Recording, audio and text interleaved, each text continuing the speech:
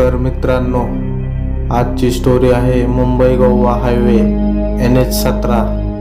वेळ रात्री 2:30 वाजता. राज आणि त्याचे 2 मित्र अक्षय आणि तेजस मुंबईहून गोव्याला कारने निघाले. हसत खिदळत गाणी लावून प्रवास सुरू होता. पण एके ठिकाणी GPS ने त्यांना एका शॉर्टकटवर वळवले. एक जुना अंधारलेला रस्ता जिथे फक्त झाडं, धुके आणि शांतता होती. अक्षय म्हणाला, इथून वाटते काहीतरी चुकीचं आहे. राज हसत, घाबरू नकोस रे, फक्त रस्ता आहे असं बोलला. मग अंधारात एक बाई दिसली, साडी नेसलेली. फक्त साडी नव्हती तर तिचे घनदाट केस बी होते मित्रांनो. मग राजने ब्रेक मारला. तेजस गाडीतून खाली उतरला आणि तिच्या जवळ गेला. काकू, तुम्हाला मदत हवी आहे का? तेवढ्यात त्या बाईने डोकं वर केलं आणि तिचे डोळे रक्तासारखे लाल होते.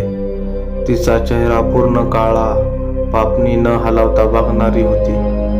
तेजस किंचाळून मागे पळाला. त्याच दरम्यान बाई हवेतच गायब झाली मित्रांनो.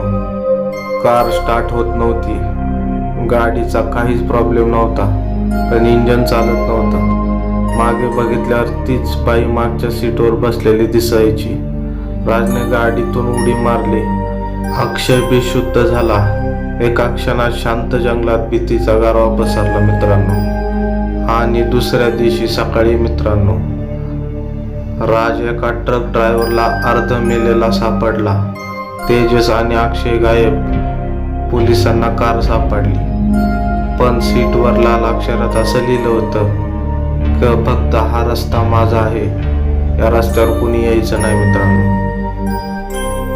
तर मित्रांनो, आजची स्टोरी कशी वाटली हे नक्की कमेंटद्वारे कळवा. आणि आपल्या चॅनेलला लाईक, शेअर आणि सबस्क्राईब करायला विसरू नका मित्रांनो. धन्यवाद.